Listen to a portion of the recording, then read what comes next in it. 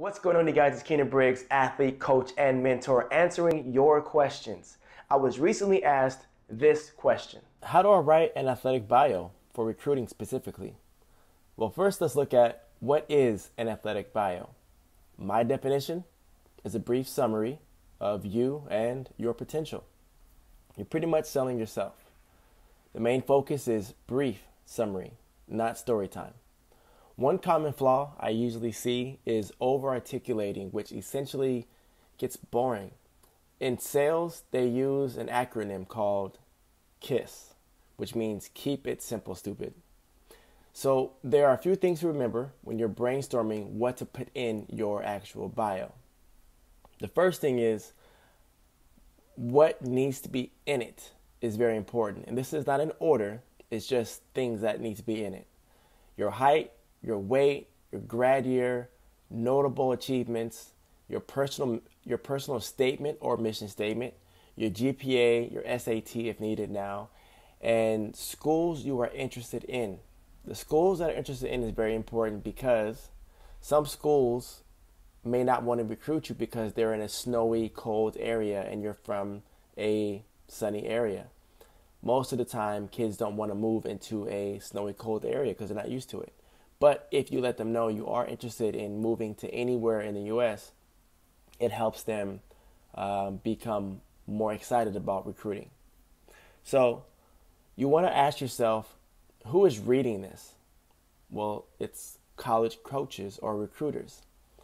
College coaches and recruiters don't have time nor want to spend hours reading a long-winded bio. They want a few bullet points, and once they get excited, they want to find a way to contact you. So when it comes to notable achievements, there's a phrase that I made up called bumping. Now, the phrase I made up is literally, I made it up right now, but it's basically a way to remove the not needed information. Some personal achievements are amazing, but need to get bumped because they are not important anymore because you did something of more value or relevance.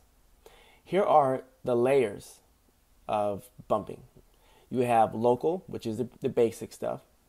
You have regional, state, and then national. So for example, let's say you are a 2-time league champion. That's going to get bumped the second you qualify for regionals. If you're a regional qualifier, that's going to get bumped the second you make it to state and you're a state qualifier. Now let's say you're a national champion. That state qualifier can get bumped. Now you might keep that one in because it's a very, very big level. However, you get what I'm saying. If you are a 2-time state champion, you don't need to put 25,000-time league champion. It doesn't really matter because it already implies if you're a state champion, you're the best in the state. So understanding that bumping information is important. It keeps your bio short and simple. Now, when it comes to your personal statement, this is a mission statement for you. It's not just a list of things you like to do. It's not a dating site, right? You want to write down what you are doing to leave your legacy behind. What will your legacy look like once you leave? I'll have the details of what you should put into this on another video because it's a whole video within itself. But basically, you need to identify who you are as a person and what you're about when it comes to your personal statement or mission statement. Then when it comes to the contacting you, professional emails are very important. An email like vapeanddrink@email.com is not an appropriate email to have.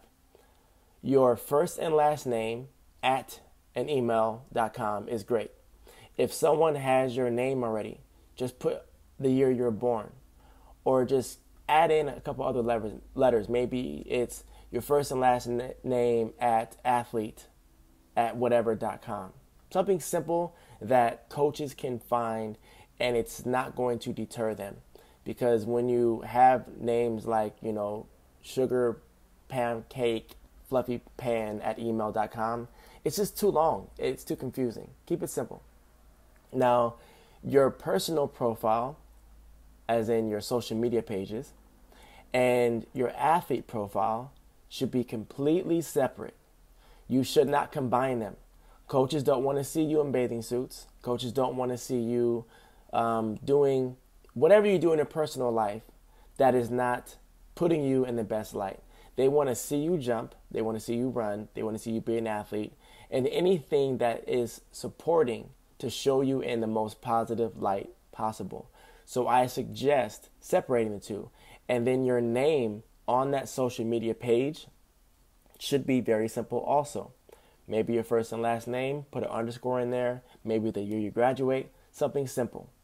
I have more details about what to put on the profile on my website. And on the website, it's a course that I made called the College Exposure Crash Course. Make sure you purchase and watch that because it's going to tell you everything from how to contact coaches, what to do, what to say, how to create a highlight tape, and etc. Now, the last big tip is simply be 100% honest on all of your marks and times. You lie, say goodbye to your credibility. Do not be embarrassed about your marks. Own them. Your profile shows your potential and your ceiling, how far you can go. So having your marks, even if you're not happy about them, put them anyway.